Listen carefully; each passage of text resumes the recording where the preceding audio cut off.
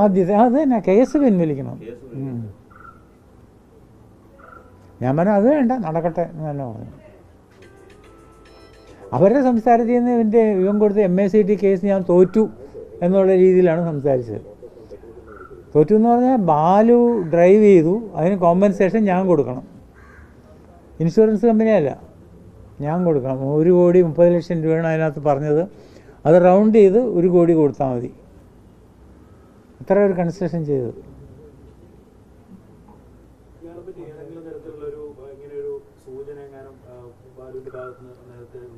ഇല്ല, മരണശേഷം ഉണ്ടായി. കാരണം ഇവനെ ATM കവർച്ചയിൽ പിടിച്ചെന്ന് പറഞ്ഞുകൊണ്ട് അവിടെ നമ്മൾ അന്വേഷിച്ചു ഇവനെ ആരാണ് എന്താണ്. അപ്പോൾ ഈ ATM കവർച്ചയിൽ ഇവൻ കൂട്ടുനിന്നു, കവർന്നു. അതിനുശേഷം ഒരു വീട് കുത്തിപ്പൊളിച്ച് അതിനകത്ത് എന്തോ ഒരു പ്രശ്നമൊക്കെ ഉണ്ടായി എന്നറിഞ്ഞു. ഇതൊക്കെ തന്നെ അവരാൾ ക്രിമിനലാണെന്ന് അവിടെയുള്ള പലരും പറഞ്ഞു. ഈ അർജുനൻ പലതരത്തിലും.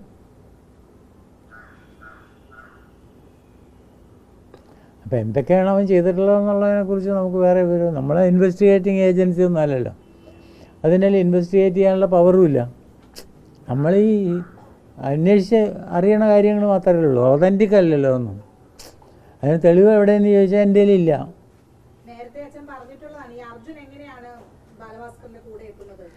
എത്തുന്നതെന്ന് പറഞ്ഞാൽ അവൻ പിന്നെ പൂന്തോട്ടം എന്നും പറഞ്ഞുകൊണ്ട് ഒരു ആയുർവേദ ആശുപത്രി ചെർപ്പളശ്ശേരിയിലുണ്ട്. അവിടുത്തെ ഡോക്ടർ രവീന്ദ്രൻ്റെ അനന്തരവനാണ് ഈ അർജുനൻ എന്ന് പറയുന്നത്. അനന്തരവൻ എന്ന് പറഞ്ഞാൽ പെങ്ങളുടെ മകൻ. അപ്പോൾ ഇവൻ അവിടെ ചികിത്സയ്ക്കൊക്കെ പോയി അവരോട്ടൊക്കെ കമ്പനിയായി. അങ്ങനെയാണ് ഇവൻ ബാലുവിൻ്റെ അടുത്ത് എത്തിയതെന്നാണ് പറയണത്. അത് കഴിഞ്ഞ് വിഷ്ണു എന്ന് പറഞ്ഞ റിയൽ എസ്റ്റേറ്റുകാരനുണ്ടല്ലോ, ഈ അവിടുത്തെ അവരുടെ എംപ്ലോയി ആയിരുന്നു കുറേ കാലം. അങ്ങനെയൊക്കെയാണ്. ഇപ്പോൾ ഏതായാലും അറസ്റ്റിലാണെന്ന് പറയണം. അതും ഈ പറഞ്ഞു കേട്ട അറിവല്ലേ ഉള്ളൂ നമുക്ക്. ഇപ്പം നിങ്ങളുടെ മീഡിയ വഴിയുള്ള റിപ്പോർട്ട് മാത്രമേ നമുക്ക് അറിഞ്ഞുള്ളൂ. അല്ലാതെ അതിന് തെളിവൊക്കെ ചോദിച്ചാൽ എനിക്ക് അറിഞ്ഞൂടാ അറസ്റ്റിലാണോ ഇല്ല എന്നൊന്നും.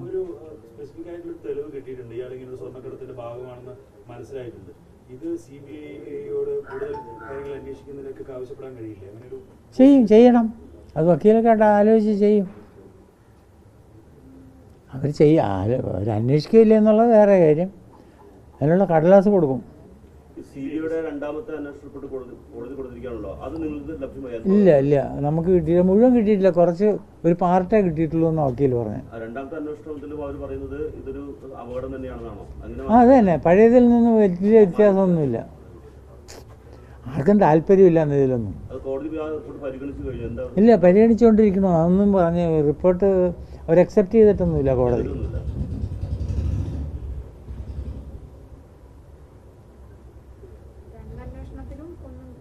ഇല്ല എന്ന് പറയണോ? ഇപ്പം നമുക്കെന്ത് പറയാൻ പറ്റും?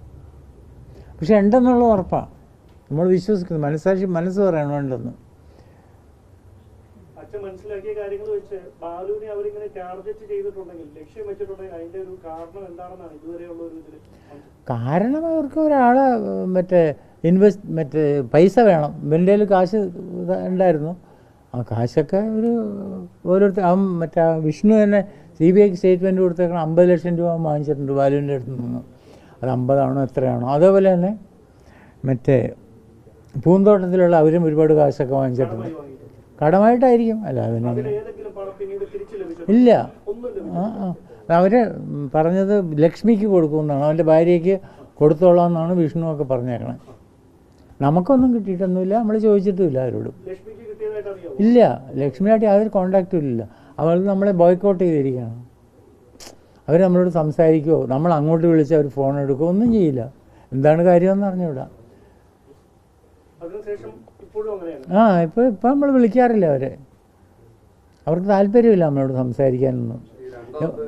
ഒരിക്കൽ ഞാൻ പോയിരുന്നു അവരുടെ വീട്ടിൽ, അവരുടെ അമ്മ